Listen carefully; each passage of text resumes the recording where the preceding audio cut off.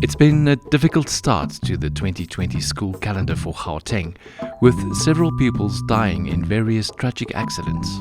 I'm spending more time comforting families rather than encouraging teachers to teach and learners to learn. I'm tired. I can't issue death certificates. I need to issue report cards. I need to issue information that ails the education system. This thing that every now and then we have to go and comfort families must come to an end. I'm also tired of going to families. I must go to classrooms. In less than 2 months, almost 20 student deaths have been reported. I stand here today with a broken heart. The loss of a child is something I could never prepare for. Enoch was a remarkable child. He had so many dreams and so many plans for the future, but God decided otherwise. Enoch, my son, I love you with all my heart. I'm profoundly proud to have been your father. I will never let you down. Rest in peace, my son. Enoch, Lindiwe, and Kilibogile are just some of the young people who lost their lives this year. We are devastated. We are devastated as a department. The school is devastated as well. The family is devastated. Honestly, I'm reluctant to point fingers at people.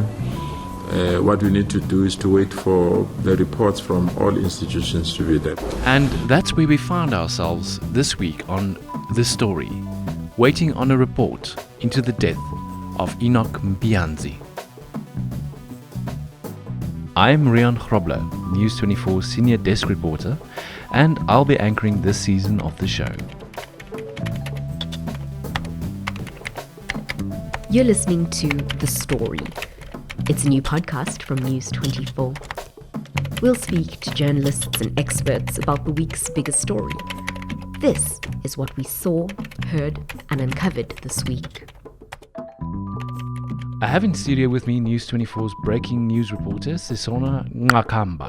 Sisona, you've been covering the story since it first broke in January. Can you give us a recap of what happened? Well, Riaan, we all know Enock Mpianzi was a 13-year-old boy from Johannesburg. He was a grade 8 pupil, or at least was supposed to start grade 8 at Parktown Boys High. During a grade 8 orientation camp near Brits in the northwest, he was swept away in a river. He was lost seen when a makeshift raft he and other boys were on overturned in the river just hours after they had arrived. His body was found 2 days later after the other pupils had allegedly repeatedly informed the camp facilitators that, listen, he had gone missing, and that was it.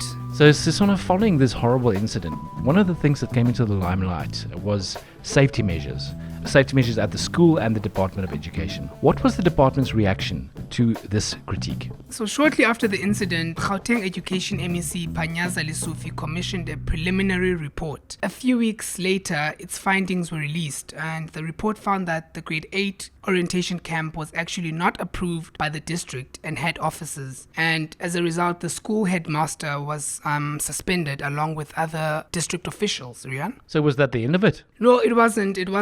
The department then appointed an independent law firm, Harris Nupen Mulibatsi Incorporation, known as the H&M, and they were investigating the circumstances that led to Mpianzi's death. The MEC did announce on Sunday via Twitter that he received the report and he would be releasing it on Thursday. But then on Thursday, there was a change of plans. So yes, Riaan, on Thursday evening, there was indeed a change of plans. As I was getting ready around 4 o'clock to head to Parktown Boys High School, that was where MEC Lesufi was supposed to release the report. We then received a message. That message was from the spokesperson, Steve Mabona. It was actually a statement saying that the release of the report has actually been postponed. So, Sisona, what else did the statement say? Riaan, in that statement, the MEC was saying that they had consulted with the family and they found it to be insensitive to release the report without their blessings, and that there would be further consultations with the family on the 27th of February. What I then did, Riaan, is that I reached out to the lawyers, Ian Levitt attorneys, who are acting on behalf of the family. And I spoke to Mr. Ian Levitt himself, and he actually told me that the report was incomplete and it needed the input from the family.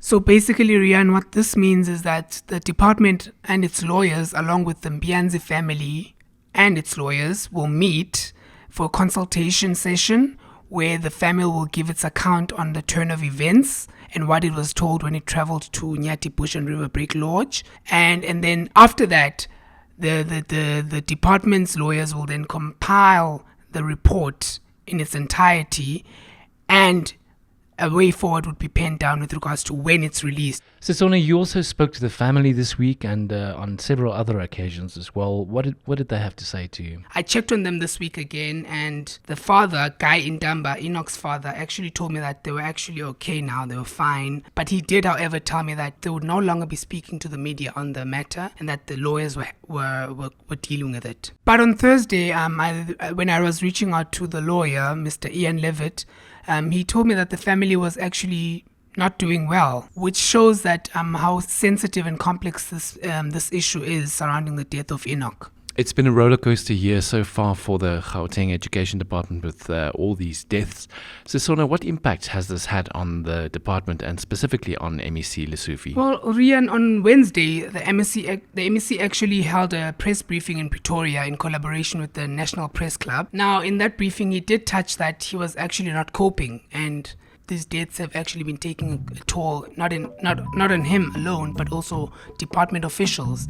He mentioned that there were several other deaths besides that of Enock Mpianzi, and we can mention the death of Letitia from the East Rand. The young girl was walking to school and was abducted, stabbed, and burned to death. So all those things were taking actually strain on not only families, teachers, but also the department officials who attend to them. He even mentioned that he would be taking leave shortly just to breathe. So it seems like we won't get answers anytime soon. Yes, it seems like it's just going to be a long process and we just all have to wait. That was Sisona Ngakamba, News 24's breaking news reporter.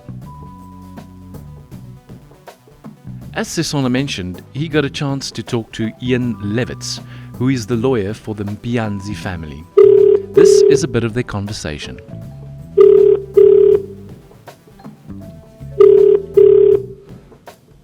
Hello? Hello, Mr. Levitt? Speaking. Yes, Sisona again from News 24. Yes, hi. Yes, thank you, sir, for joining us. We just wanted to find out if the family has received the report into the circumstances surrounding the death of Enock Mpianzi and just the comment from the law firm. The family has not received the report yet. The report was incomplete. One of the main reasons being that the family had not had any input into the report, and that would have completed the report. But we've agreed to go consult with the MEC, but this time it will be with the MEC's lawyers present as well, but it will just be a factual exercise which we are willing to cooperate and to furnish details of. All right, so where does this now leave the actual report that needs to be released? Does that halt that release? So the consultations are taking place next week, Thursday. However long it takes the MEC or their attorneys to complete the report thereafter, I don't imagine it will be that long. But and then the report will be in a complete stage.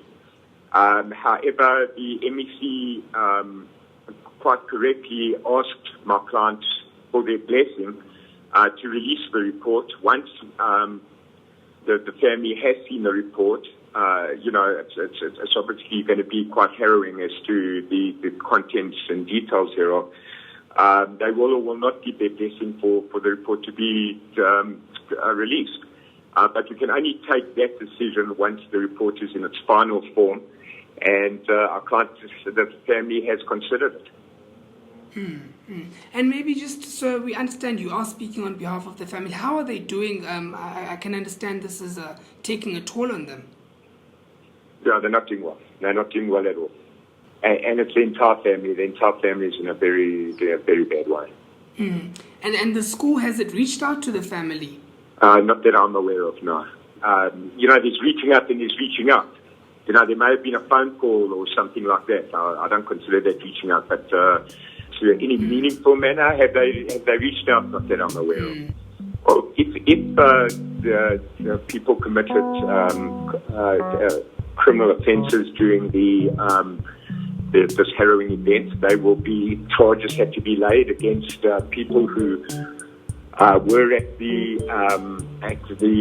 events that took place. Alternatively, maybe the principal. Alternatively, even a member of the government.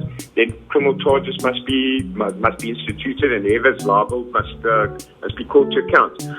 On a civil basis, there's also a civil claim that will be instituted, and the law must take its course both from a criminal perspective and from a civil perspective. All right. Thank you so much for your time, Mr. Ian. Pleasure. Thank you. Bye. The Story is a weekly podcast by News 24. It is hosted by me, Riaan Grobler, and produced by Nokuthula Manyathi. For this and other stories, go to news24.com.